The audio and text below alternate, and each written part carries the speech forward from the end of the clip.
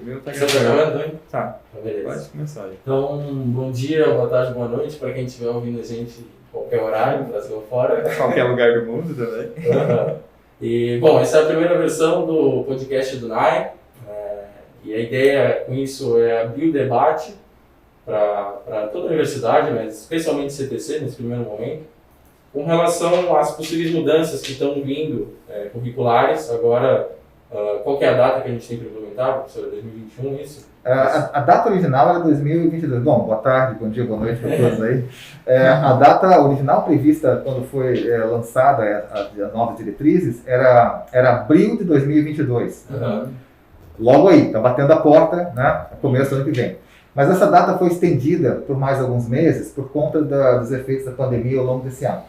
Quer dizer, o Conselho Nacional de Educação entendeu, o CNE, da CAPES, do MEC, entendeu que a pandemia, de certa forma, travou um pouco as ações, dificultou o contato entre as pessoas, então resolveram estender a data. Essa data foi para algum momento em 2023, eu não me recordo exatamente, mas ganhamos mais alguns meses. De qualquer forma, nós temos basicamente 1 ano e meio de tempo de trabalho para nós termos tudo pronto, né? E já implantado em operação.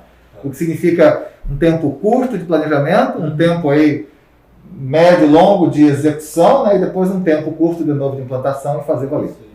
Só para quem está perdido, as DCNs são diretrizes curriculares nacionais. Então são atualizações que o Brasil todo tem que se adequar, e isso vai mudar o currículo de basicamente todos os cursos, né? Então, assim, a última vez que isso aconteceu a nível nacional, se não me engano, foi em 2002, né? A última DCN, as últimas DCNs novas. Então, é uma oportunidade que surge a cada 17 anos aí no último horizonte. Então, por isso, a gente está fazendo isso para realmente, vamos aproveitar que a gente tem essa oportunidade. Então, quem está assistindo, entra no debate, fala o que você vê da educação na universidade, o que você vê da extensão, da pesquisa, o que você queria ver de diferente. E também já fica o convite para os próximos podcasts. Sugere que professor você quer que a gente traga, quem você quer que a gente traga, que pergunta você quer que a gente faça. E é isso. A Marina vai te falar um pouquinho melhor o que é o NAI, só para quem está perdido, nunca ouviu falar. Para contextualizar bem. Segue. Então, a gente tem a Associação Brasileira de Educação e Engenharia, né, que é a ABEND, que está muito ligada a todos esses assuntos de como que são nossos cursos de engenharia, participou da elaboração dessas novas DCNs. E a ABEND tem um braço estudantil que, por sua vez, forma núcleos nas universidades. Então, o NAI é o núcleo da ABEND estudantil aqui na UFSC, foi fundado no final do ano passado, e vem com esse propósito de adequar continuamente a educação em engenharia. E aí a gente, né, como núcleo estudantil, a gente quer trazer o máximo possível os estudantes para dentro dessa conversa, para que eles sejam cada vez mais protagonistas da sua própria formação. Então, como o João já falou, né, nossa ideia aqui é justamente juntar aqui o que os estudantes querem saber e o que a gente pensa, com o que os professores veem, qual que é a realidade, e aí a gente conseguir andar, né, caminhar nessa implementação das novas DCNs e nessas mudanças no nosso currículo, na nossa formação, em conjunto mesmo. Uma construção. Então a gente está aqui, nosso primeiro convidado é o professor Amir, chefe do Departamento de Engenharia Mecânica aqui da UFSC. Professor, se puder se apresentar um pouquinho, falar um pouquinho quanto tempo você está na UFSC. Tá bom, Marina. Então, eu estou na UFSC desde 2000, né? Meu ingresso foi em 2000, como professor. Na realidade, eu sou graduado da UFSC, eu sou da turma de 84-1, já faz um bocado de tempo. Graduei em começo de 89, janeiro. Aí depois fiz mestrado, aqui na UFSC também, no programa de mestrado em Engenharia Mecânica, pós-graduação em Engenharia Mecânica. Fiz doutorado no exterior e voltei depois em 2000 para assumir uma posição de professor, né? Tive essa felicidade, né, de voltar a casa, né? Não é sempre que a gente consegue isso, né? E para mim foi uma felicidade grande. E agora eu estou de chefe. A minha área de trabalho foi sempre a engenharia térmica, mas eu sempre tive muito ligado ao ensino, né? E isso foi uma das coisas que me levou a escolher uma carreira acadêmica. Porque quando você termina o mestrado, principalmente, você fica com aquele ponto de interrogação, né? Para onde eu vou, né? Você tem várias opções na sua frente, para onde eu vou. Naquele momento eu fiz a opção pelo doutorado, e já com uma visão de que eu gostaria de seguir uma carreira acadêmica.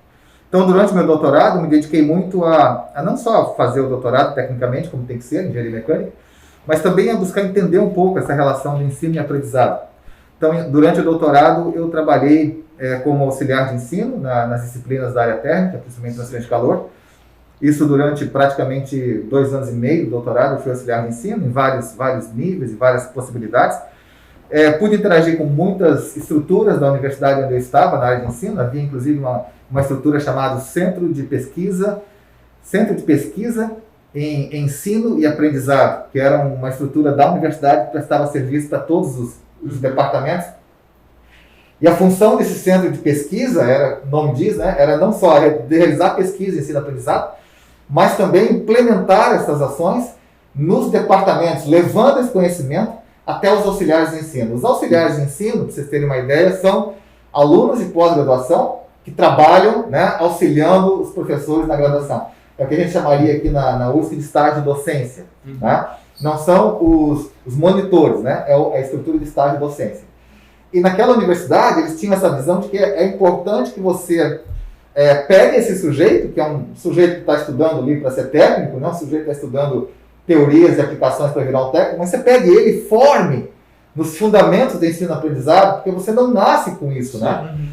Você não nasce conhecendo, você nasce conhecendo o que é conversar, o que é contar história. Sim. Isso é natural das pessoas. Algumas pessoas são grandes contadores de história, outros não são tanto, mas você não nasce com essas qualidades básicas necessárias para ser um docente. Então, a ideia era ensinar as pessoas e treiná-las para que elas pudessem aplicar no seu trabalho de auxiliar de ensino, mas pudessem levar também para a sua vida. Então, eu participei muito disso, fui muito envolvido com isso.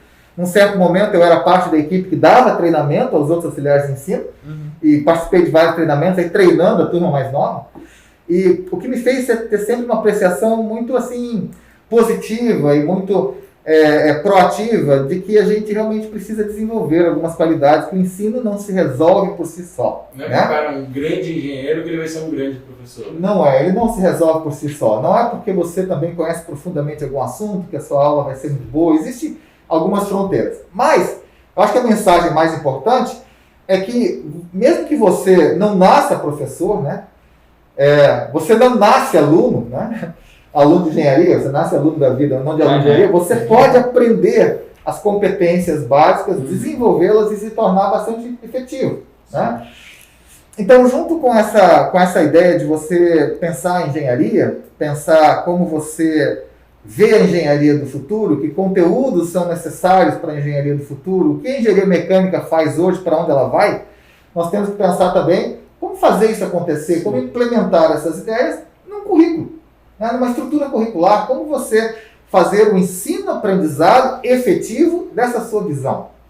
Isso é importante para o departamento e a gente tem trabalhado nas duas coisas. Né? Então, a minha experiência ao longo desses anos foi sempre de ser professor em sala de aula, né? Tenho feito isso há muito tempo. E aprendido muito com os meus alunos, sempre foram fontes de inspiração para mim, eu sempre perguntei muito, recebi muito feedback, do tipo, puxa, não tinha pensado nisso, que ideia interessante você está me dando. Isso sempre me ajudou muito. E agora eu estou na posição de chefe, então, podendo contribuir mais efetivamente a esse esforço. Né? Chefe talvez seja a pessoa que tenha que trabalhar mais, né, para isso acontecer, mas é natural, né, do que a gente faz na universidade. Sim. Então esse é o meu ponto hoje. Isso ainda funciona hoje, professor, esse, digamos, programa de ajuda pedagógica, né? Uma habilitação pedagógica, isso funciona hoje na mecânica ainda ou não tem? Nas universidades do exterior, sim. Aqui na nossa universidade, nós temos algumas estruturas que se assemelham a isso, como, por exemplo, essa estrutura que a gente chama de Profor, que é o Programa de Formação de Professores. Sim. Temos algumas estruturas da UFSC que auxiliam nesse processo. A função do Profor é pegar esse professor que está recém entrando na universidade, que já foi concursado, que já está contratado, e dar a ele cursos intensivos de formação em aspectos legais, aspectos técnicos da UFSC e aspectos da atividade dele. O Profor faz isso com os professores que estão entrando. Então, existe essa estrutura de apoio. O que a gente encontra nas universidades do exterior são estruturas que permanecem ativas na vida do departamento, não apenas na vida do docente. Uma formação contínua.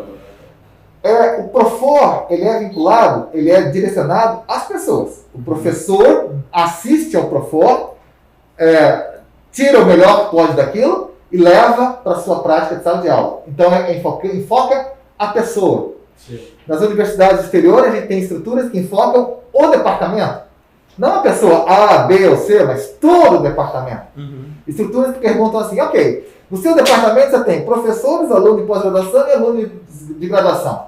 O que precisa fazer, ou o que poderia fazer, para integrá-los todos numa mesma estrutura de aprendizado? Isso é o tipo de suporte que a gente tem em algumas universidades do exterior, que na UFSC ainda não está assim, implementado de uma maneira bastante forte, né? Claro, temos também iniciativas no centro tecnológico, principalmente nessa época de pandemia, nos ajudando a implementar o ensino remoto, atividades síncronas, assíncronas, mas na nossa universidade nós não temos uma estrutura maior que traga ao departamento um plano e uma estrutura de organização ao redor do ensino, além daquilo que existe na pró-reitoria de graduação, claro, além daquilo que existe nas nossas resoluções.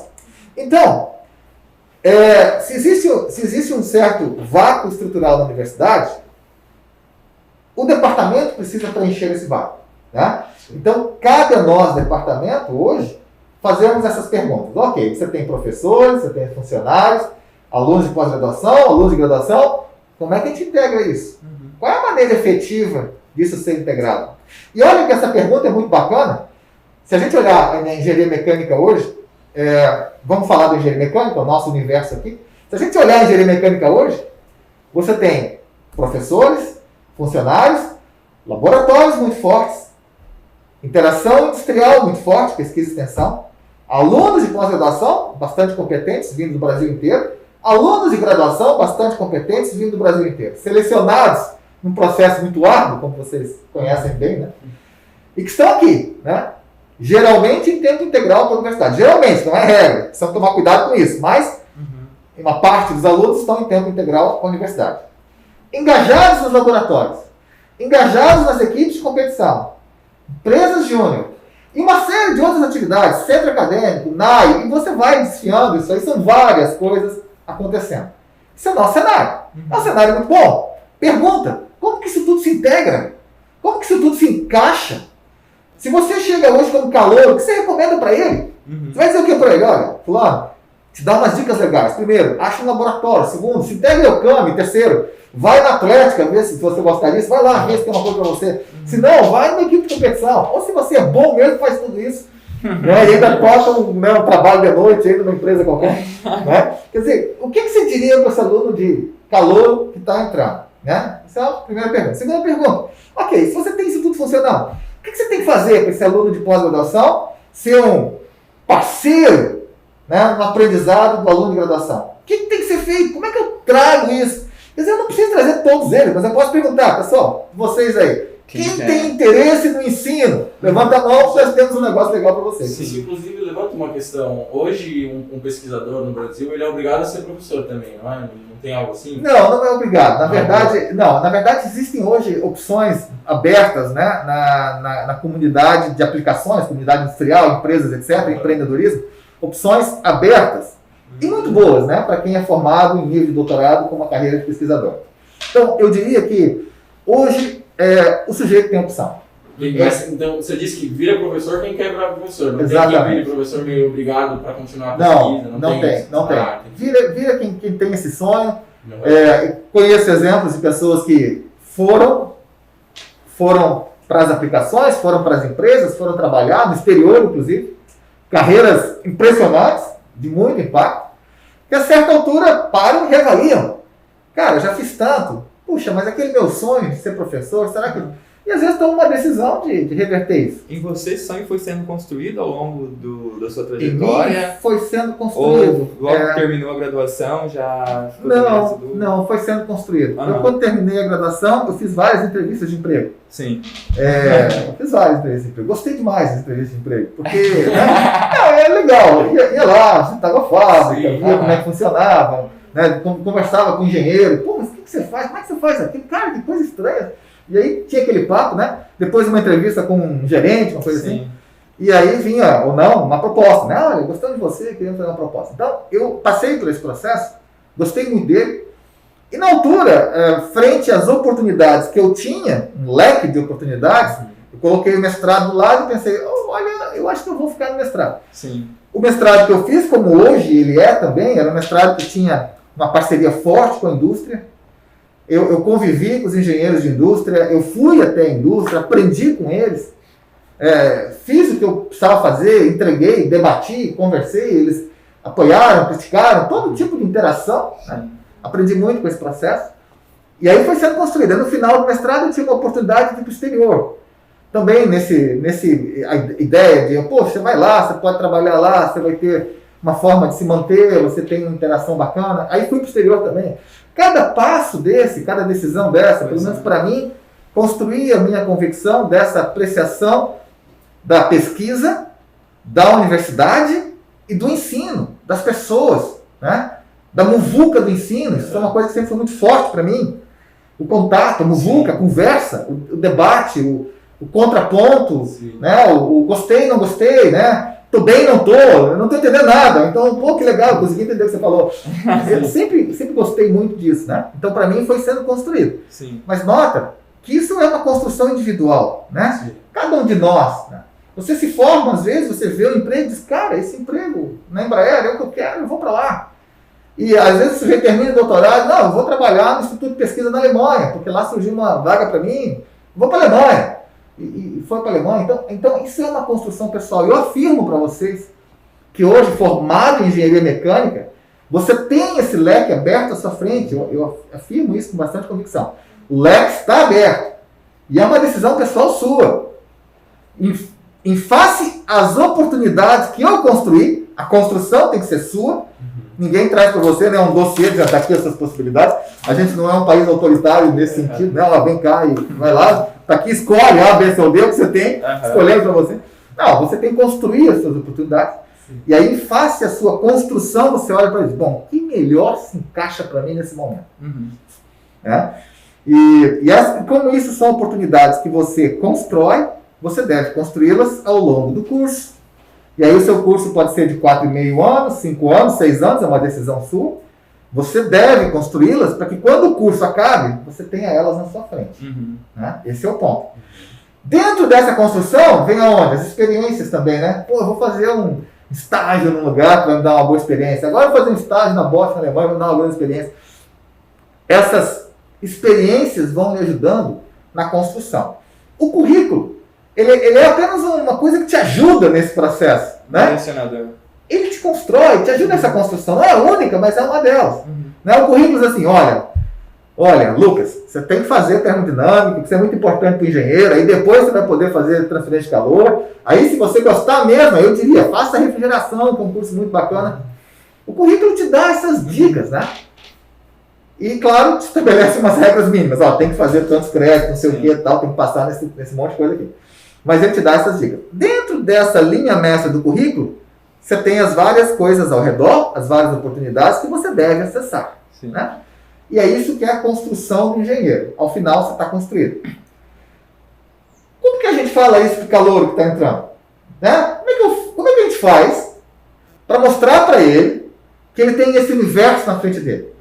O calouro não precisa, no primeiro ano, resolver tudo. No primeiro ano, às vezes, o bom é sentar na sala de aula e tentar entender o que está acontecendo, né? Resolver algumas deficiências que talvez vieram do ensino médio. Não entendi bem matemática, esse negócio é meio estranho. Talvez até seja bom que ele passe um semestre, um ano, organizando a vida. Esse impacto da mudança. Lidar com a vida universitária, né? Que é bem diferente. Exatamente. Né? Viver sozinho, talvez, ou vivendo num outro lugar que ele não está acostumado, enfim. Mas chega uma hora, segundo ano, que você precisa saber o que tem na sua frente. Você precisa olhar e entender o que está na sua frente. Se você entender, aí você começa a traçar um rumo. O meu rumo é fazer isso, porque ali eu quero ver se eu vou para o exterior, porque lá eu quero ver se eu vou para a empresa, porque ali eu quero ver se eu vou para o câmbio, ali eu quero ver se eu entro na equipe de competição. Mas se eu entrar na equipe, eu acho que eu fico só 2 anos, porque talvez ali eu seria melhor eu sair da equipe e fazer outra coisa. Né? Como é que a gente conta isso para o calouro? Isso tudo, eu acho, na minha opinião, faz parte do nosso currículo. No seguinte sentido, existe um currículo formal, um documento, que a gente escreve, caminha para do MEC, MEC aprova, reitoria aprova, MEC aprova. Está ali, formalizado. Tantas horas, tantas disciplinas. Existe um outro currículo que está ao redor desse, intangível, que é essa estrutura. O que você pode fazer para a sua formação ser mais bacana, mais completa? E nós precisamos comunicar isso também. Pensar nisso e comunicar. Isso, as novas diretrizes curriculares abriram a possibilidade, eu acho que isso é um ponto extremamente positivo, de que cada universidade, cada departamento descubra a sua identidade e faça ela florescer. Vou dar um exemplo para vocês. Imagine que eu seja uma universidade, um departamento, em que meu foco é formar empreendedores. Meu foco é que cada aluno que se forme se torne empreendedor da indústria. Abra uma empresa, sozinho, em parceria, o que for. Eu posso ter isso como foco e aí eu vou estruturar o meu currículo em torno dessa ideia. Tudo que eu fizer vai estar levando essa direção. Pensei em um caso assim um pouco mais extremo, mas vamos lá. Tudo que eu fizer está levando essa direção. As DCMs autorizam, permitem isso. Aliás, não só permitem, estimulam isso. Sim. Nesse âmbito, hoje, o nosso departamento especificamente da mecânica, você vê que existe um foco? Por exemplo, a gente vai para o lado acadêmico, a gente vai para o lado empreendedor, a gente vai para a indústria. Existe esse direcionamento hoje no nosso currículo ou você acha que a gente está meio aberto ao mundo? Assim? Eu acho que hoje a gente está meio aberto ao mundo. É mas como eu me sinto como estudante. Assim. Perfeito. Eu concordo com vocês. Como eu me sinto como docente também. Né? Esse direcionamento já não foi um pouco puxado desde a época do professor Stemmer, que ele, desde quando ele implementou tudo isso, idealizou e começou a construir e implementar mesmo, já existia meio que um direcionamento que a gente entende quando entra na universidade, na engenharia mecânica aqui da UFSC. Não só na engenharia mecânica, eu falo nas engenharias em si, no contexto tecnológico do CTC, de Florianópolis, essa questão de empreendedorismo, tecnologia. Quando eu entrei na graduação, também me sinto muito perdido, não muito, mas um tanto quanto perdido, ainda mais nessa reta final de curso que a gente está chegando. Mas parece que a gente já vem com um direcionamento implícito ali, um pouco. Mas você diz na direção da indústria? Na direção da indústria, depende muito do professor também, porque certos professores jogam uma carga teórica muito elevada em cima da gente, não questionando o processo dele e tudo mais, mas parece que a gente fica meio dividido, tem essa questão, somos muito preparados dentro de sala de aula na questão teórica, só que na realidade a indústria é o caminho mais... o destino mais certo. Trabalhar em tal lugar, a Bosch, a Embraer. Exatamente. Quando vocês trabalharem, só parece que eles não estão me preparando lá dentro para trabalhar numa Bosch, numa Embraer, alguma coisa que seja. Eles estão me preparando na parte teórica. Então, como que acontece essa ligação, entende? Como que o aluno pode entrar aqui dentro e essa construção englobar essa maturidade dele, né? Acho um tanto quanto importante também. Que é justamente a pergunta, né? Como eu mostro que existe toda essa gama de possibilidades? Mas eu acho que isso levanta um ponto que está dentro das DCMs que você falou, que você usou como exemplo, que é justamente a questão do empreendedorismo, que agora está um pouco em alta, que tem essa coisa do empreendedorismo de palco e tal. Mas assim, eu vejo, pelo menos da minha perspectiva como aluno, quando eu cheguei, o empreendedorismo para mim era uma coisa distante, assim, eu achava, grandes empresários, uma coisa muito distante, não era uma coisa palpável para mim. E se tornou palpável quando eu tive contato com a CAT. Mas isso foi por uma coincidência que não partiu de dentro da universidade e que me abriu os olhos para o seguinte fato. A gente tem um potencial... Conta pra gente, João, essa tua experiência de encontrar a CAT. Como é que foi? Eu tinha colegas, três amigos, que já tinham uma ideia de uma startup e eles conseguiram ser incubados dentro da CAT, no Link Lab, um programa da CAT. E eles precisavam de alguém para ajudar numa área que eu já tinha interesse, que é majoritariamente lidar com as pessoas, que seria, no linguajar de startups, growth hacking, algo assim. E aí eu entrei para ajudar eles, passei acho que uns 5 meses lá dentro da CAT, foi uma experiência incrível, abri muitos olhos para a questão do empreendedorismo. E aí sim, olhei de volta para a universidade e falei, caramba, que potencial incrível de alunos, graduandos, pós-graduandos, com um conhecimento incrível e que ninguém está pensando em, vamos pegar isso aqui e tentar fazer isso aqui? Vamos tentar montar esse negócio. Também não acho que todo mundo tenha que seguir para ser empreendedor, acho que é uma coisa de perfil. Mas eu não vi muito aqui dentro da universidade, eu estou na 10ª fase agora, esse caminho, entendeu? Eu tenho interesse em empreender, como é que eu faço? Parece que a gente não aprende onde aplicar o que a gente está conhecendo aqui. E E depois que a gente sai e vê todo o universo que existe lá fora, olha e fala, cara, eu tenho, né? Na verdade, eu tenho há tanto tempo um ferramental tão grande e parece que professores com conhecimento incrível, um monte de colega manjando pra caramba, um monte de coisa. E na construção... E não tem a chavinha, pra... Essa é uma coisa na CAT, eu não via a galera da UFSC dentro da CAT, por exemplo. A CAT é incrível, um baita lugar, assim, um network incrível, e não tem um caminho, assim, digamos, uma trilha para quem está na UFSC que se interessa e direto para dentro, sabe? Você tem que fazer meio que uma volta. Assim. João, uma pergunta. O que você acha que a universidade te ajudou nessa tua... Quando você estava na CAT, estava na empresa, estava lá trabalhando, o que você acha que a tua formação de engenharia mecânica te ajudou a desempenhar a tua função? O que você enxerga nela, que você enxerga que ajudou a desempenhar a tua função? O que eu acho que é majoritário, não só serviu nessa experiência, mas na vida como um todo, e que eu senti a mudança desde que eu entrei na faculdade, é assim, a tua capacidade de resolver problema. A tua capacidade de, chegou uma bucha para você, e aí, entendeu?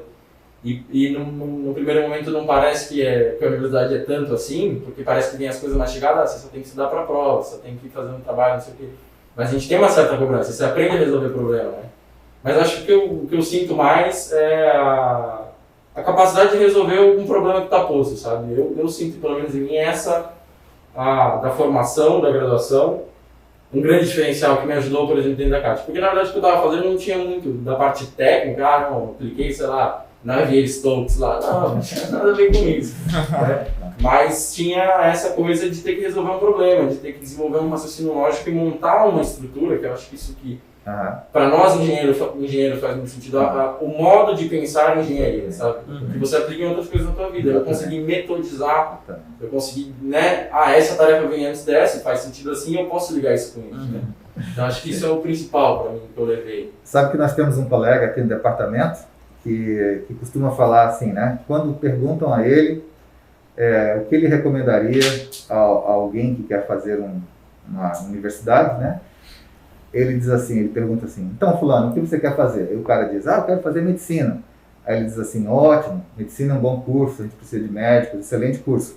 Mas eu recomendo você primeiro fazer engenharia mecânica, aí depois se forma em engenharia mecânica, aí vai escolher medicina. Exatamente. E uma das coisas que a gente leva, mas a engenharia, a característica da engenharia, não só específica da engenharia mecânica, é essa capacidade de organizar o seu problema, né, e atacá-lo de uma maneira progressiva, sistemática, e resolvendo ele ao longo do tempo. Essa é uma capacidade importante, uma habilidade que você desenvolve no curso. Mas comentando sobre o que o Lucas falou, e você também, João, o nosso curso ele tem uma identidade.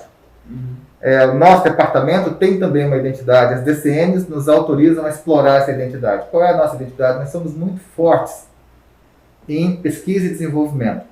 Comparando com o universo todo de universidades e programas de graduação e pós-graduação no Brasil. Somos muito fortes. Em engenharia mecânica, nós somos uma das poucas grandes universidades, grandes departamentos que tem um peso muito forte no desenvolvimento de ciência da engenharia e no desenvolvimento de pesquisa aplicada com a indústria. Nós temos várias maneiras de constatar isso, pelos nossos laboratórios, pelas áreas que atuam, pelo que eles alcançaram ao longo dos anos. Então, se o nosso departamento tem uma capacidade muito forte de realização de pesquisa, isso precisa estar refletido na nossa estrutura curricular. Para que o aluno, quando ele venha para o departamento, quando ele considere vir para a UFSC, ele tenha essa visão de que, puxa, esse é um departamento de desenvolvedores. É um departamento onde você é provocado a ser um desenvolvedor. Um desenvolvedor que pode ir numa indústria desenvolver, que pode ir para um outro laboratório, em qualquer lugar desenvolver, que pode ir para uma empresa de base tecnológica, recém-fundada, uma startup. Criar o seu negócio. Porque ele é um grande solucionador de problemas, ele entende como solucionar até mesmo os mais difíceis. Aquela ideia, né? Puxa, isso aqui eu não faço ideia, mas eu sei que eu posso perguntar, eu sei que eu posso pesquisar, tem fontes, eu sei como andar, né? Então essa nossa identidade de ser um departamento muito forte em desenvolvimento técnico e científico de engenharia, como sempre, né, pensar dessa forma, precisa estar refletida, precisa ser explorada trazida para os alunos e desenvolvida ao longo do curso. Ninguém entra no curso de engenharia sendo grande conhecedor de tudo. Precisa andar ao longo do tempo. Sim. E uma das coisas que cada aluno precisa desenvolver ao longo do tempo é a certeza na sua capacidade. A certeza de que ele é capaz de resolver um problema. Sim. Essa certeza tem que ser construída. Porque quando você chegar lá na formatura, você diga assim, bom, não sei bem o que eu quero ainda, tem algumas opções, mas eu sei que o que eu pegar, eu toco. O que eu escolher, cara, eu toco. Porque, nossa, eu já fiz tanto disso, tanto aquilo. Agora, vamos lá. Desenvolver essa certeza no aluno envolve, por um lado, o aluno aprender alguns conteúdos. Nós não podemos nos dar o luxo de que o sujeito tem que aprender todos os conteúdos da ciência, porque daí ele vai precisar de 20 anos de curso de engenharia. O que nós podemos fazer é sistematizar aqueles conhecimentos de maior importância e impacto na carreira dele. Então, a gente não ensina para vocês, né, todas as contribuições dos 200 engenheiros e cientistas que desenvolveram a mecânica dos fluidos ao longo dos últimos 400 anos. Não faz sentido, né? O que a gente faz é sistematizar eles, agrupar tal, em alguns nomes, e aquilo a gente consegue discutir nas aulas. Então, esse é o primeiro aspecto. Alguns conteúdos são necessários. Segundo aspecto, o aluno precisa desenvolver, o docente também, confiança mútua. O aluno precisa, ele precisa ser construído e ele precisa ajudar a construir essa confiança de forma que quando ele se sente numa sala de aula com um docente, ou esteja numa mesa dessa conversando, ele tem aquele sentimento de, olha, eu não sei o que ele está falando, mas se ele está falando, isso deve ser relevante de alguma maneira. Deixa eu ouvir o que ele está falando, vou tentar captar algumas dessas coisas, vou debater e tal. E o docente precisa também desenvolver a confiança de que, nossa, esse aluno, essa aluna, são pessoas especiais, estão aqui porque são pessoas especiais, representam uma parcela pequenininha da população que consegue chegar aqui, e eu sei que eu posso entregar esse conteúdo, eu sei que eu posso confiar nessa capacidade, portanto, eu vou me dedicar, porque é em cima disso que nós vamos construir. Então, essa confiança também faz parte do curso. Estando dos dois lados, qual que é mais difícil construir? É do docente para o aluno ou do aluno para o docente? Eu acho que do docente para o aluno.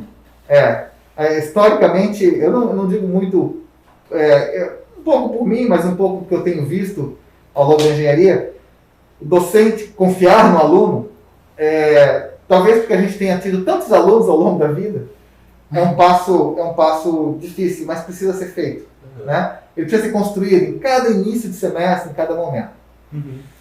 Bom, se o nosso departamento tem essa característica de ser muito forte em pesquisa e desenvolvimento, se isso precisa estar refletido no nosso currículo, se o currículo precisa construir os conteúdos e precisa construir a confiança, a autoconfiança do aluno e a confiança mútua, como que a gente faz isso? Né? Vários componentes. Eu acho que na forma como o nosso departamento funciona, nós podemos sim explorar o componente pesquisa de maneira bem efetiva com os nossos alunos. A iniciação científica é um exemplo disso. Podemos explorar o componente empreendedorismo. Eu acho que não temos ainda isso operando de maneira tão azeitada quanto ela está na pesquisa, mas podemos abrir essa veia, abrir essa corredeira e deixar que ela corra também. Acho que é só abrir o caminho, né? Abrir o caminho. E aqueles que estão interessados vão fluir e isso vai andar. Exatamente. E aí, claro, né, tem a terceiro caminho, que é ok, você não quer ser pesquisador, você não quer ser empreendedor, então vamos construir a carreira industrial, a carreira onde você contribui para algo industrialmente. Eu penso industrialmente, mas é aquela indústria, governo, nos vários aspectos da vida em sociedade, né? Você pode trabalhar no governo, você pode trabalhar num órgão público, você pode trabalhar na indústria privada, enfim. Sim. É uma terceira possibilidade, ótima e perfeitamente viável. Cada uma dessas, no Brasil ou no exterior, tanto faz. O mundo hoje é um mundo sem fronteiras, o mundo é muito pequeno. O que você precisa para sair para o mundo é falar inglês. O resto você já tem. Você já tem passaporte, né? Você consegue falar, né? Você consegue se expressar, você tem pensamentos organizados, tem um currículo, tem uma história. O mundo está aberto para você. Então, se é no Brasil, se é no exterior, isso não vem muito ao caso, né? O mundo está aberto para a gente. Então, ok. 3 possíveis linhas. As 3 podem ser tratadas com a mesma intensidade. Nós podemos ter cursos mais ligados a uma delas, disciplinas mais ligadas a cada uma. Podemos ter experiências mais ligadas a cada uma. A experiência da iniciação científica é talvez mais ligada à pesquisa e desenvolvimento no laboratório. A experiência do estágio é mais ligada à atuação industrial. Entendendo indústria como essa coisa mais ampla, né? A experiência do estágio na CAT, da empresa júnior, até das equipes de competição, eu acho que talvez seja uma experiência mais empreendedora. Mesmo na equipe de competição, né?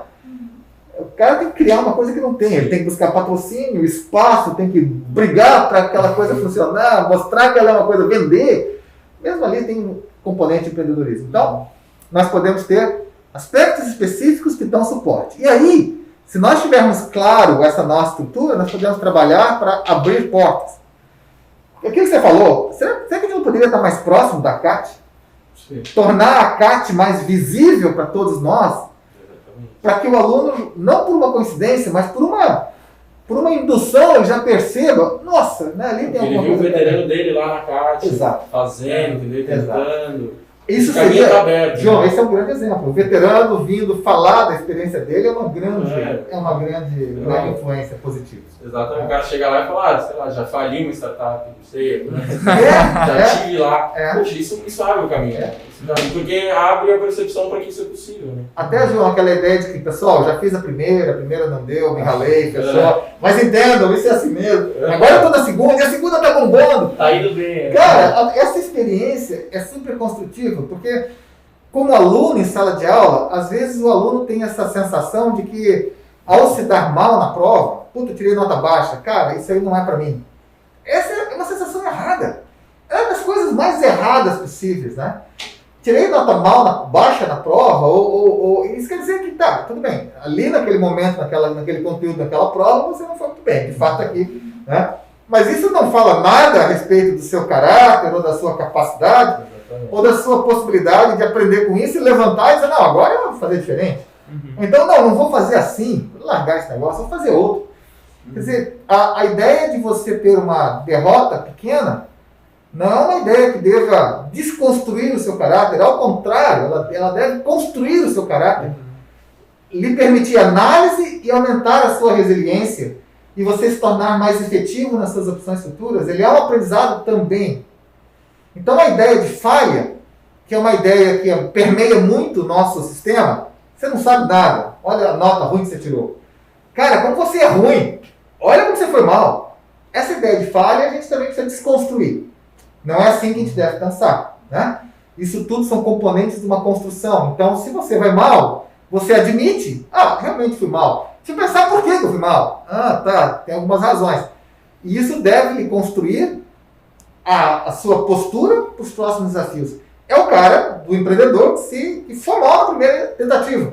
E na segunda se tornou um grande empresário, né? É o Elon Musk que se dá mal em certo momento, querem tirar ele da Tesla, porque as coisas não estão andando bem. É o Steve Jobs, cara, nós vamos te despedir dessa empresa aqui. A Apple não te aguenta mais. Não, vai. Por favor, saia. E na verdade o cara monta Pixar e depois volta. E depois a Pixar vira Disney. Quer dizer, Tudo sobre o que ele fez com a derrota, né? Exato. As coisas mudam. E é o cara também, o aluno que reprovou em cálculo, sei lá, cálculo C, e volta no semestre que vem e faz, ao invés de, porque muita gente vai desencanando do curso, né? Você reprova uma vez e desanima. Isso não compromete quem você é, né? Não compromete nada. Exatamente. Mas é que até que ponto isso é uma demanda específica do departamento, da universidade em si, cuidar do aluno, dar essas oportunidades, essas possibilidades dele conseguir lidar até mesmo com a derrota, com a falha aqui dentro, até que ponto é isso, ou é a parte do aluno entrar sem maturidade aqui dentro, entrar de um ensino médio que ele não... O ensino médio público do Brasil não dá nenhuma base para a pessoa entrar na graduação. Fiz ensino médio público, então consigo falar em Minas Gerais, eu consigo me posicionar em relação a isso. Mas eles não, a gente entra na faculdade meio perdido. Meio não, totalmente perdido. E daí tem a questão de, são novas matérias, a gente está especificando, né, nossos estudos. A idade também, entramos muito novos na graduação. Com 17 anos, uma pessoa dificilmente tem maturidade para lidar com essa implementação, essa inclusão da graduação, de uma vida fora de casa, da casa dos pais e tudo a mais. pressão de se reprovar. A pressão de ser reprovado. Aí chega na primeira prova, você tira um 3. E aí a primeira prova, o cara tira um 3. Você teve essa experiência, Lucas? Eu tive pior, eu tirei 2 ou 4 na minha vida. E aí você sente um lixo, assim. E é difícil não se... Você se pergunta, o que eu estou fazendo aqui? O que eu aqui? estou fazendo aqui? Exatamente. E uma coisa que a engenharia mecânica, a engenharia em si, eu acho que ela ensina muito a gente a lidar com problemas diversos, como você tinha dito antes, mas também entender a derrota, a falha, porque, nossa, eu pelo menos falhei muito aqui dentro, e foi muito, e tipo, cara, vocês não vão me jogar pra longe, eu vou continuar, porque eu sei que a persistência e aprendendo com os meus próprios erros e me dando feedbacks e interagindo com as pessoas, né, a gente consegue ir evoluindo e fazer alguma coisa mais saudável, digamos assim, né, mas até que ponto isso que a gente estava conversando é um papel somente da universidade ou um papel da base do ensino como um todo, né? Porque é uma construção geral, não é só o cara entra na universidade com 17 anos, agora a vida dele começou. Não, ele já tinha tido tempo e espaço de preparação, mesmo que não tanto incisiva quanto na universidade, antes dela. Lucas, eu acho que essa tua pergunta é super interessante. Os 2 pontos são verdadeiros, assim. Primeiro, é verdadeiro que nós entramos imaturos, né? A grande maioria. Exceções à regra, mas a grande maioria. Entramos vindo de um ensino médio que não nos carrega com uma estrutura semelhante àquela que nós encontramos na universidade. Ele nos carrega de uma forma mais paternalista, mais direcionada. Muitas vezes te treina para passar no vestibular, mas não te treina para a sua vida.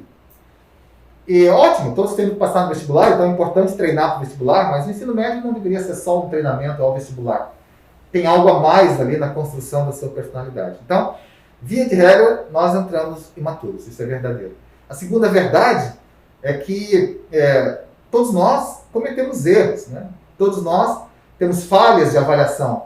Avaliamos mal as situações, às vezes, e em virtude da falha de avaliação, nos comportamos de maneira errada ou cometemos algum engano. Todos nós cometemos erros, né? E nas nossas várias esferas e nos nossos vários momentos. O ponto é o que você faz com o erro cometido, né? O que você faz com ele, o que você aprende dele, o que você carrega dele. Não o sentimento de derrota, esse você precisa purgar ele da sua vida. Pode demorar algum tempo, né? Pode demorar umas 2 semanas, né? Talvez até o bar no final de semana te ajuda. Pode demorar algum tempo, mas você precisa se purgar do sentimento de derrota. E precisa aprender com aquilo para que no futuro, pelo menos, você perceba o mesmo momento e tome uma decisão mais acertada, avalie melhor. Você pergunta como a universidade ajuda nesse processo. É difícil. A universidade tem tentado ajudar o aluno que vem com uma deformação deficiente, tem tentado ajudá-lo a ficar melhor na universidade, como, por exemplo, a experiência do pré-cálculo. E que às vezes acontece que o pré-cálculo se torna uma barreira mais difícil de passar do que o pré-cálculo, né? Alguns alunos estão assim, se eu não tivesse pré-cálculo eu era mais feliz, porque eu ia logo lá pro cálculo, já ia de uma vez e tal. Então é difícil acertar o ponto, né? A universidade tem tentado fazer isso como instituição. A universidade é muito grande como instituição, então, se você perguntar assim, o que o calouro de engenharia precisa, pode não ser o mesmo que o calouro das ciências humanas precisa, que o calouro da medicina precisa. Então, muito disso, na minha visão, precisa vir para o centro. Né? O pré-cálculo é um exemplo. Você vir para o centro tem mais homogeneidade, mais entendimento do que o calouro, do que poderia beneficiar o calouro. E aí precisamos tentar esse nível de centro. O que nós precisamos também construir em nível dos docentes, aí é nível de departamento, agora vindo ao nosso patamar, é estruturar o nosso curso para que esse começo seja menos, não diria árduo, mas seja menos impactante na vida e na percepção do calor. Árduo ele sempre vai ser, no sentido de que é um novo desafio, você encontra coisas novas. Talvez até precise ser, para ser parte da formação. Seria ser menos impactante, menos assim, sabe aquela coisa de Vamos lá, 25 agachadas, agora vai correr 2 horas ali. Talvez não precise ser tanto assim. Então, mas eu acho que tem uma coisa muito sutil, que está muito no que você falou, que responde parte de, tá, mas qual seria o papel da universidade nesse problema, digamos, Construção. esse impacto tão grande, por exemplo, quando alguém reprova. E é algo sutil que o professor acabou de falar. Se meu professor, né, eu vou reprovar uma matéria, ele me olha com um olho tipo, poxa, que eu me sinto meio humilhado, não humilhado, mas assim, eu me sinto menos, me sinto inútil, é uma coisa. Se o meu professor vira e fala, como você falou, cara, você reprovou, você vacilou, você dava você ter estudado, tem gente que passou, então dava você não é menos, você comeu na infância, você tá bem, não tem? Se alguém passou, você passou. É isso. Claro, você está aqui, você demonstrou que você pode estar aqui. Mas não tem problema você ter reprovado, isso não faz de você inútil, que é o que você falou, entendeu? Se o meu professor, quando eu reprovo, me falar isso, tá tranquilo, é muito mais tranquilo de eu passar por isso do que, sei lá, se eu de alguma forma me sinto menos por ter reprovado, sabe? Né? Eu acho que talvez possa ser uma solução muito complexa e na verdade é uma solução meio sutil, sabe? Nesse caso, quando você falou, eu falei, poxa, acho que isso pra mim resolveria. Se meu professor só fala, vacilou, né? Vacilou. Mas tá tudo bem reprovado, você não é menos, você não é um inútil, você mês que vem volta aí, se esforça, que vai dar. Pronto. Esse é o pensamento. Eu acho que talvez algumas coisas podem ser tão sutis e tão fáceis de se resolver, ao mesmo tempo que também como é que você vai falar para um professor que ele tem que tratar assim o aluno, né? Às vezes o professor, ele já tem da formação dele que o aluno não deve reprovar, não sei. Olha, a gente institucionaliza isso? Não sei eu acho que a gente pode ter assim, estruturas de apoio, a gente pode ter uma conversa, um desenvolvimento ao longo do tempo que vai aos poucos azeitando essa situação. Não dá para mudar de um ano para outro. Nós não mudamos de um dia para o outro, a gente muda ao longo do tempo. Então acho que essa é uma construção contínua. Ao longo do tempo. Não vamos esperar que as mudanças sejam muito efetivas e muito rápidas. Do dia para a noite. Do dia para a noite, mas elas vão acontecer. Precisamos manter essa ideia na cabeça. Assim como a gente mantém a ideia na cabeça de que o nosso maior produto na universidade é o aluno, né? É o nosso melhor e maior produto, é o nosso grande produto final da universidade, como uma instituição que produz algo, né? É o egresso, é o sujeito, é o egresso que ele carrega com ele, aquilo que ele leva dentro dele, que ele leva consigo. E se esse é o nosso maior foco, então, se o maior foco da universidade é esse sujeito, nós podemos tentar ter mais cuidado com ele. Tentar ter mais cuidado com a qualidade, com o controle de qualidade dessa pessoa. E realmente é. E realmente é. Não há dúvida. E você acha que essa visão ela é bem assim, difundida acreditada por todos? Todo mundo está ciente disso. No nosso departamento, que eu posso falar com certeza, ela é a visão prevalente. Entendi. E esse maior produto, esse melhor e maior produto, ele tem um impacto futuro bastante intangível. Bastante intangível. Quer dizer, nós formamos pessoas que vão para a sociedade transformar a sociedade. Imagine que ao longo de, imagine que em 50 anos nós formássemos uma pessoa que tivesse o impacto que o Elon Musk tem na tecnologia. Quanto vale esse impacto? Quanto vale? Como você mede isso? Você mensura. Isso vale tanto. Exato. Isso vale quanto em dinheiro? Vale quanto em potencial? Qual é a unidade desse negócio? Qual é, né? Se fosse termodinâmico, a gente diria, vou medir em joules. Né? Vou medir em joules por quilograma. Se for grande o número, eu estou feliz. Mas não é. Essa contribuição humana não é. Mas é a contribuição que a gente tem, né? Quando você olha o Temer, quer dizer, quanto valeu todas as ações deles, tudo que ele fez? Como você mensura? A gente não consegue. Mas a gente sabe que esse valor é imenso. E eu não preciso ter um Elon Musk em 50 anos. Eu posso ter vários, vários Lucas, vários Joãos, várias Marinas. E isso me deixa feliz, porque isso é um grande produto. E é um produto efetivo. Esse povo está lá na rua, está fazendo coisa. Está fazendo a coisa andar. Vocês conhecem vários colegas formados que estão aí, cara. Você senta numa mesa de bar, e aí, como é que foi? O que você está fazendo? Nossa, fiz tal projeto, fiz isso, daquilo. Viajei, construí, desmontei, refiz. Aquela fábrica, eu construí toda ela. A gente ouve isso. Né? aquela indústria, sabe? Aquela indústria, fui eu que fiz. Então, e essa contribuição intangível é o que agrega valor. É muito difícil medi-la. A gente gostaria até de termos uns meios de medir, até para poder tornar isso socialmente mais claro, mais visível. Não temos ainda uma maneira muito efetiva de medir, mas sabemos do impacto e da importância e sabemos que esse é o nosso maior foco. Né? Depois temos outros tantos. Né? Nossa carreira tem outros tantos focos. Intensificar isso também, né? No início da nossa conversa eu tinha falado que o departamento é feito de alunos, pós-graduandos, professores, funcionários, e eu vejo como se a integração mais eficiente dessas partes, ela acaba intensificando o profissional, o ser humano, na verdade, que vai sair para a sociedade. Né? Porque a graduação, ela não está aqui para a universidade, ela não está para formar o engenheiro mecânico, o psicólogo, o cientista social, o contador, que seja.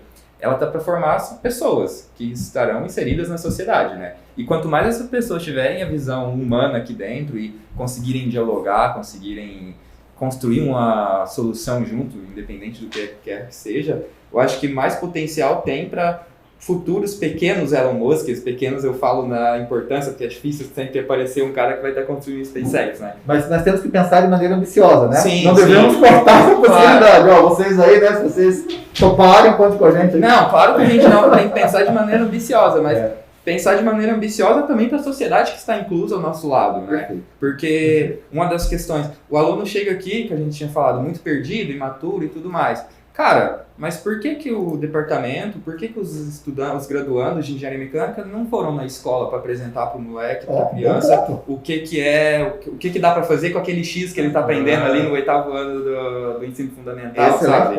Essa integração, acho que ela ela tem muito potencial para intensificar tudo, né? Excelente ponto. Mas eu acho que com certeza essa integração é essencial, e aí principalmente num ponto que o professor até comentou antes, que a gente tem o currículo formal e a gente tem tudo que está em volta, e isso precisa ser integrado.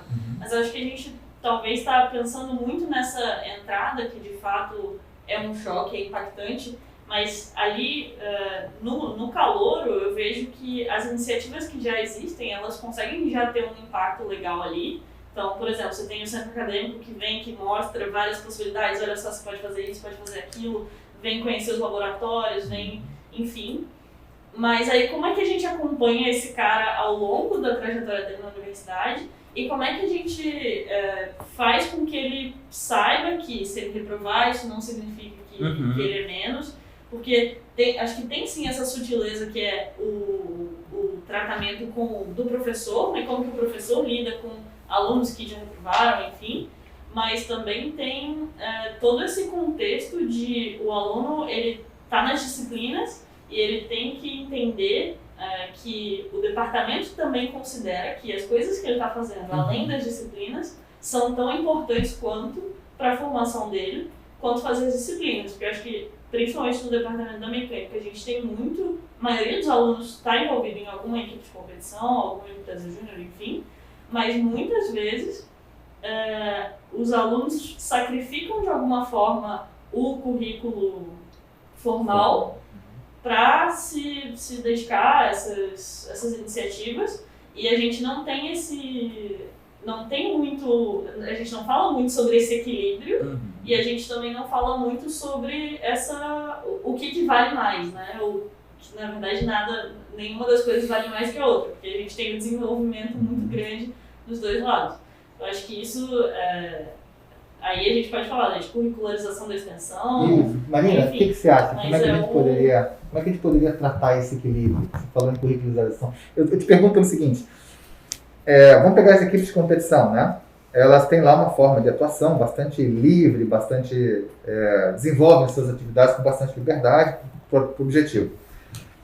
Se a gente transformar aquele número de horas em uma atividade curricular com o seu arcabouço de regras, será que a gente estaria engessando um pouco essa equipe de competição ou a gente estaria ajudando a alcançar o equilíbrio? Qual que é a tua visão? Queria ouvir um pouco vocês todos aí, né? Eu acho que tem como a gente fazer isso sem engessar, se a gente trouxer essa perspectiva, né? Acho que inevitavelmente vai tem que se criar uma burocracia ali para isso realmente, né, ser validado como horas, então você tem que ter essa noção de qual foi a contribuição da pessoa ao longo daquele tempo dentro daquela equipe, né? Se a gente estiver tentando extrapolar, né, pensar que se um semestre numa equipe, como isso seria um semestre numa disciplina. Mas se a gente comparar, né, com uma disciplina que seja mais voltada ao projeto, por exemplo, onde você vai ter essencialmente a avaliação do projeto final, a gente já vê isso na equipe, isso já acontece até não pela universidade, mas pela competição a que a equipe está vinculada. Né? Então, por exemplo, o pessoal da Aerodesign tem o seu projeto avaliado, né? Vai ter uma nota do projeto, vai ter uma classificação em relação às outras universidades. Eu acho que tem como a gente olhar, né, essas particularidades e conseguir traduzir isso, talvez, para imaginar, se isso fosse uma disciplina, a gente teria, os alunos teriam se dividido nas equipes, beleza, eles se dividiram, você vai ter ali áreas de projeto dentro de cada equipe, e aí eles vão apresentar um projeto final. Esse projeto vai ser avaliado. Isso já acontece naturalmente. Já acontece naturalmente, tem razão. Então, acho que tem sim formas da gente, né, fazer essa incorporação ao currículo formal sem ser uma coisa que engessa demais. Omar, você pensaria disso, tipo, ser curricularizado, como, por exemplo, você validar optativas, horas de optativas com uma equipe de competição, tipo, como traduzir isso, sabe? Porque é uma coisa também que eu penso muito, sabe? Como a gente Essa é a pergunta. Como se poderia... Como não deixar também essa curricularização atrapalhar o porque que a gente já tem como pré-definido. O Goiano Vale, por exemplo, é uma empresa júnior. Eu achei a tua exposição excelente. As empresas de competição, inclusive, tem um documento, um relatório do projeto, aquele que está escrito que foi feito, né? Tem um documento comprobatório, inclusive, né? Nas empresas júniores, o mesmo raciocínio serviria? Será? Essa mesma ideia aplicaria também a atuação das empresas júniores? Pois é. Porque que nem eu tenho a experiência com o PET-MA, eu participei do PET-MA. A gente faz um projeto com um professor e no final esse professor não é uma avaliação formal dele, dá uma nota, mas ele avalia se valeu a pena ou não, se ele gostou ou não. Então já é uma avaliação de alguém, um docente, que poderia contar como algo, não sei, talvez, horas de optativa, alguma coisa que eu pensei, de que formas mas é um bom traduzir ponto. isso. É um bom ponto. Também tem uma avaliação, também tem alguém que está cuidando de você, está acompanhando e está dizendo, olha, satisfatório. Caso a caso, né? Acho que uma das coisas, né, junto com resolver problemas, uma coisa que a gente aprende muito é gerar resultado e traduzir, né, o que a gente faz como resultados palpáveis. Então, acho que nos casos, né, de entidades que já não tenham resultados bem palpáveis, é um exercício da gente entender isso melhor. Então, acho que o centro acadêmico, por exemplo, é um dos lugares mais difíceis de você entender, né? Qual foi o resultado que determinado projeto teve. Mas tem como. A gente sempre vai definir metas no começo do semestre e ver se a gente cumpriu no final. Por que isso não pode ser uma forma de avaliação também? É um bom ponto. E aí eu acho que encaixa assim com o conceito, né, de disciplinas optativas. Isso. E muito com as disciplinas optativas que já tem uma avaliação uma forma de avaliação um pouco diferente. Então, não sei como é que vai ser a disciplina de empreendedorismo que a gente vai ter, que a gente tem agora esse semestre, né? Pode ser uma boa experiência, né? Vai ser uma experiência que pode ajudar, acho que principalmente daria para relacionar com a empresa júnior. Como que essa disciplina vai ser avaliada? Será que não vai ter alguma coisa a ver com como as EJs trabalham? E aí, como a gente poderia avaliar isso? Mas também eu sei que tem uma disciplina optativa da produção que chama Jogo de Empresas. E aí o que me explicaram é que a turma é dividida em 3 grupos, sei lá. Cada grupo representa uma empresa e a cada semana vai tomando decisões relativas ao negócio. E aí vai se acompanhando o resultado fictício daquelas empresas. É como um jogo de debates, né? Semelhante a um jogo de debates. Exato. E de ir tomando as decisões estratégicas, né? Vamos mudar a distribuição assim, vamos mudar o produto, sei lá. E aí vai se acompanhando o resultado hipotético, né, daquelas empresas. E aí, no final, a empresa que estiver melhor, o grupo ganha um prêmio, enfim. Mas então acho que existe, tem um mundo inexplorado de formas de avaliação que a gente, a princípio, né, não vê imediatamente porque a gente está muito, muito focado em provas e testes e trabalhos escritos, enfim. mas existe, eu acho. É só a gente fazer esse exercício de olhar exatamente para uma entidade, né, por exemplo, de alguma coisa extracurricular e olhar, ok, é assim que isso funciona hoje. Como que isso aqui pode virar um resultado, uma avaliação, para isso virar uma disciplina optativa, por exemplo, ser validado? Deixa eu fazer uma pergunta para vocês também nessa mesma linha. Na engenharia, em geral, a gente entende que a nossa extensão está no chão de fábrica, né? Em algum tipo de chão de fábrica, né? Pode ser um escritório, mas está lá na empresa. Nossa extensão é ajudar uma empresa a alcançar um resultado, é ajudar um projeto a acontecer, fazer alguma coisa. Essa é a nossa extensão. Que não é a pesquisa, né? É chegar lá e fazer de fato algo acontecer num curto espaço de tempo, bastante enfocado. Mas algumas interpretações de extensão relacionam extensão à comunidade externa da universidade, no sentido mais social, a comunidade social que nos cerca. Se a gente pensar nessa interpretação da extensão ligada à comunidade que nos cerca, como vocês enxergam uma possibilidade que nós teríamos de sermos ativos nisso também? O Lucas falou até a ideia Na escola, ir na escola, falar da engenharia, tentar atrair atenção. Vocês veem mais alguma coisa? Como é que vocês veem isso? Professor, acho que isso é uma das coisas que mais me pegou ao longo da graduação. Até estava aguardando o momento de falar isso. Porque, olha só, teve um semestre que eu estava fazendo uma disciplina de projeto, e aí a gente estava ali em 40, 50 alunos, e foi proposto que a gente projetasse um descascador de laranja. E eu olhei para aquilo e falei, ok, faz parte do processo legal. E nessa mesma semana que isso foi proposto, uma amiga que trabalha no Observatório Social, ela me chamou e falou assim, olha, ali na comunidade do Córrego Grande, eles estão com um problema de saneamento básico, e precisaria dar uma solução de como a gente lida, né, com o esgoto local, né, o que dá para fazer. Eu falei, bom, a gente tem 40 cabeças de quase engenheiro aqui, por que a gente não bota lá, entendeu? E isso dentro da disciplina, isso pode valer como um trabalho de disciplina. Saiu um projeto incrível de uma bacia de evapotranspiração com permacultura, agroecologia e não sei o quê. A gente aplica, leva para lá, leva para os caras, leva para a prefeitura, faz andar, enfim, isso, né, é uma possibilidade. Se não saiu nada, beleza, contou com uma matéria. Assina lá, fez a matéria tal, de projetos tal, enfim. Eu acho que isso é só uma questão de a gente abrir os olhos, porque tem muito o que fazer aí e o engenheiro pode ajudar muito. Tem um outro caso, inclusive o Tyson que me levou. Uma senhora que mora ali no topo do Córrego Grande, e daí ela tinha um fogão e ela cozinhava numa casa de madeira, ela teve que colocar uma chapa de alumínio para o fogão não dar fogo pegar fogo na casa. E ela cozinhava no forno, você olhava, ela estava suando. Era meia hora de uma turma ali de nona fase, oitava fase, num projeto de extensão. Sentar e falar, vamos abrir um buraco, colocar um exaustor, vamos, enfim, colocar um tijolo retratável. Ou uma refrigeração evaporativa, enfim. Tantas possibilidades desse conhecimento incrível que está aqui dentro. E tem gente lá fora que precisa, sabe? Afetaria fortemente a vida daquela pessoa, né? De maneira significativa a vida. E valoriza a gente também, valoriza a universidade, dá valor à universidade, né? Porque tem muita gente que olha para a universidade e não sabe nem o que a gente está fazendo aqui, né? Assim, quando que foi? 2019, tanto de protestos que a gente teve. Teve os protestos e tal. E se você olhava a opinião pública, tinha muita gente que estava meio contra a universidade, meio tipo, não, tem que cortar mesmo, quer não sei o quê. Porque não conhece o que a gente está fazendo aqui, sabe? Então esse era um ponto que eu queria falar muito sobre, que era a extensão.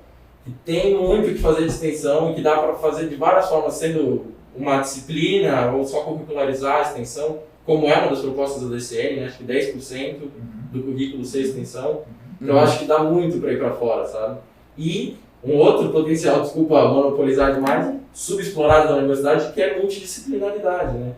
Então, a gente tem aqui 80 cursos, 70 cursos, não sei, fazer projetos incríveis, sabe? Pegar aquele córrego da UFSC que está todo assoreado. Está todo assoreado, está poluído. Pega um da engenharia mecânica, um da sanitária, um da química, um da, oceanografia e monta um filtro, monta um aquário vivo a céu aberto. Tanta coisa legal que dá para fazer, sabe? Então, eu acho que a extensão talvez seja o que está mais subutilizado do potencial que a gente tem aqui. Quais são os empecilhos disso que o João falou? Por que a gente não pode? Por que a gente não faz? Por que a gente não fez? Por que teve que vir com a DCN para falar? Eu estou ouvindo o João aqui pensando como é que isso Como é que isso, por que isso não funciona tanto assim, né? Por que não temos tanto? O que o chefe do departamento Por que o chefe vai fazer? O chefe pode mandar. Eu vou escrever e-mail amanhã e vou mandar. Ele já tarde, ele manda todo mundo fazer. Olha, rapaz, eu acho que o primeiro pensamento que surgiu na minha cabeça precisamos arrumar tempo no currículo para estudo, né? Se você tiver a maior parte do tempo preocupado com outras coisas, não sobra tempo para curricularizar a extensão, vamos pensar assim. Segunda coisa que passa pela cabeça, precisamos ter as pessoas que queiram fazer isso e que queiram se tornar responsáveis por aquela atividade.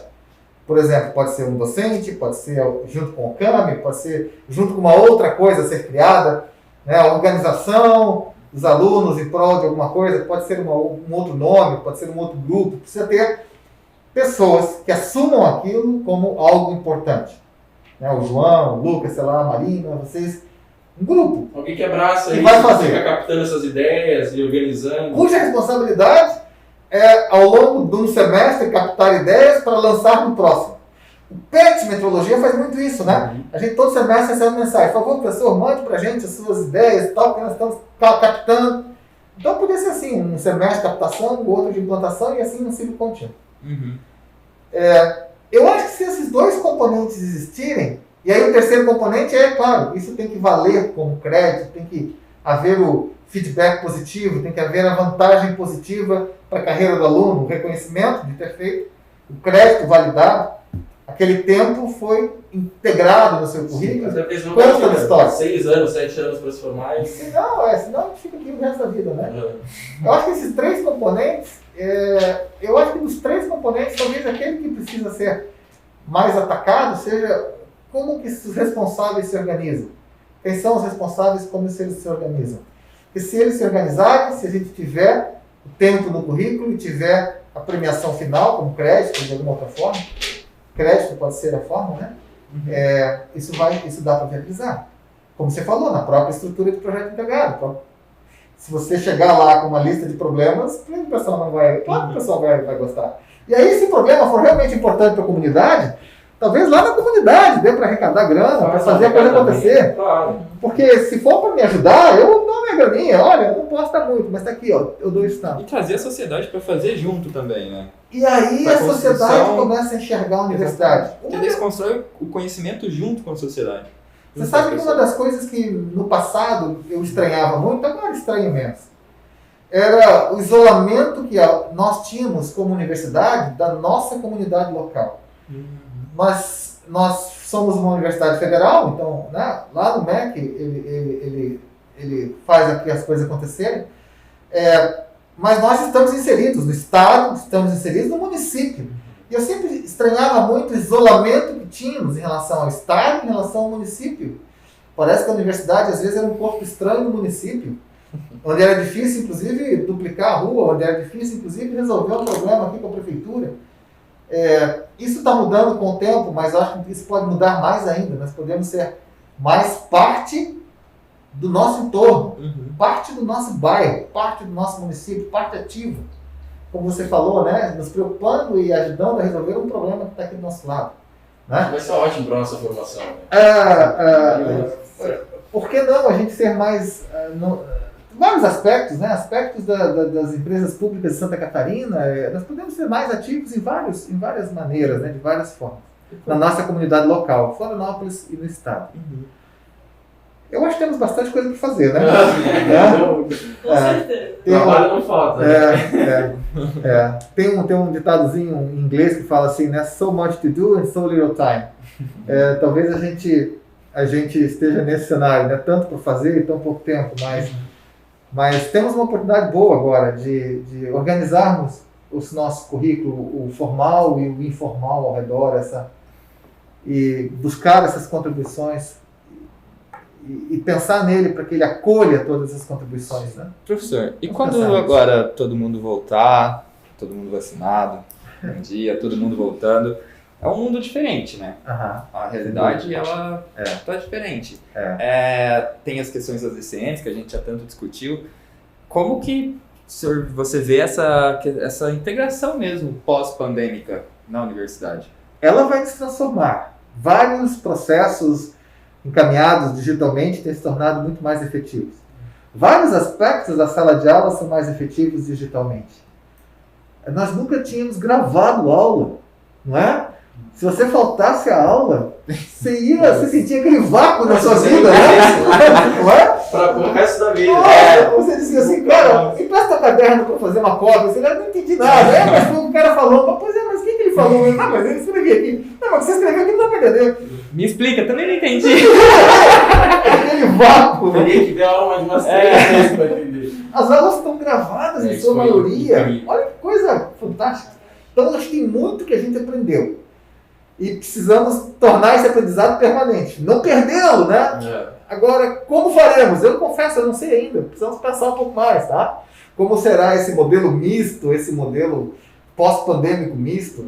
Temos que contribuir com o centro, contribuir com a universidade, tentar opinar e transformar a nossa universidade, permitir que esse modelo misto continue ocorrendo. E ainda tem a integração das pessoas, tudo aquilo que a gente tinha conversado já, né? Tanta coisa, né? Muitos fatores, né? Mas precisamos aproveitar essa experiência, aprender com ela, não dispensá-la. Claro que foi um ano pandêmico difícil, é claro que muitos de nós perderam familiares. Isso é uma marca, né, que vai existir para sempre, né? Irreversível, vai existir para sempre.